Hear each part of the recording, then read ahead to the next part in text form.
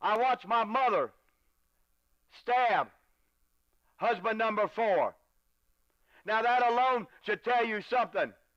I watched her stab husband number 4.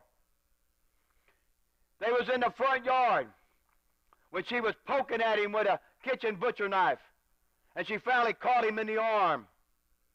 And she run inside and closed the door on him and locked it. And we was sitting there watching TV crying. And he come to the door and he knocked on the door and he begged her to please open the door. And she told him to bleed.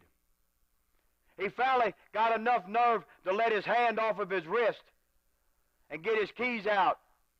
And when he did, the 9 panes that belonged to this door got covered in blood as I watched him run down.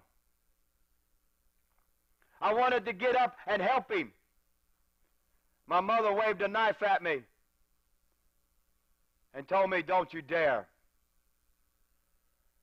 That was the day that hate and violence entered my life. That was the day the seed was planted. That was the day it took root. That was the day that the ones that were supposed to love me and take care of me failed. So let's move on to stepdad number 5. He ruled with an iron fist. But believe it or not, he wasn't the problem. The problem was still the same as it has always been. My mother. She got joy out of beating on you with objects. She got joy out of beating on you with objects.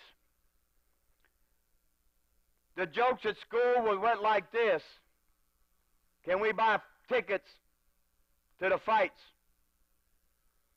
They knew at my house that every other weekend, minimum. If you didn't have a fight and a knockdown, drunk, and drag-out fight at my house this Friday, you would have it next Friday. They knew it wasn't going to go 2 weeks in a row. They knew it was going to come down to the law coming in, breaking them up, and hopefully nobody would be hurt. That was the real life drama. So then I decided I would move to my real dad's. They said I had seen him when I was 2, but I don't remember it. And I am now 12. I went and lived with my dad, and needless did I say, I didn't know. Here I was getting out of the frying pan and jumping into the fire. Because he was really mad at me. He really hated me. Because he had to pay child support, $10 a week, for the last 12 years, and he wanted his money back. And he really didn't care how he got it. The beating started about 3 days after I moved in, and they remained until about 2 months after I ran away. When they picked me up as a runaway, I was approximately 40 miles from the house. The cop that picked me up took me into the station, and he said, "Boy," he said, "what are you running away for? Why are you giving your parents such a hard time?" And I stood up and I just pulled my shirt up over my neck, and he could see my back, and he could see the bruises and the knots and the muscles. He could see the old ones and he could see the new ones. And he told me to sit down. And I did. He then called my dad on the telephone and he told him where we were at. He said, "I'll give you 30 minutes to get here and get him." You couldn't make 40 miles in 30 minutes. He looked at me and he smiled. He said, "Boy," he said, "when that clock strikes 30 minutes, you grab your bag and you run. You run as fast as you can and don't you look back." I took his advice. I ran. I spent probably the next 2 weeks underneath of a billboard next to a bar. When you come over Cincinnati into Kentucky, there's a billboard that's been up there for as long as I can remember. And there's been a bar over there to the right as long as I can remember. That's where I spent my next 2 weeks. So then I went home. My mother, I had eaten out of the dumpsters. I had tried to scrounge. I had tried to even find a job and couldn't find one.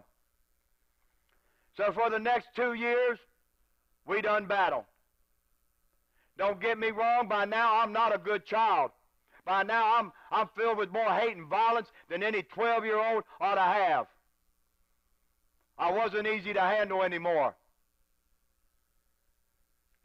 By the time I was 14, I ran away again for my last time. I found a job pumping gas at a gas station. I thought the man was really great. He not only gave me a job that was going to pay me minimum wage, but he gave me a place to live, and he was going to let me stay there till I had enough money to move out on my own. Well, he had alternative motives. He wound up molesting me. But the real problem was, is he wasn't the first one. My sister was the first one, and there were several in between.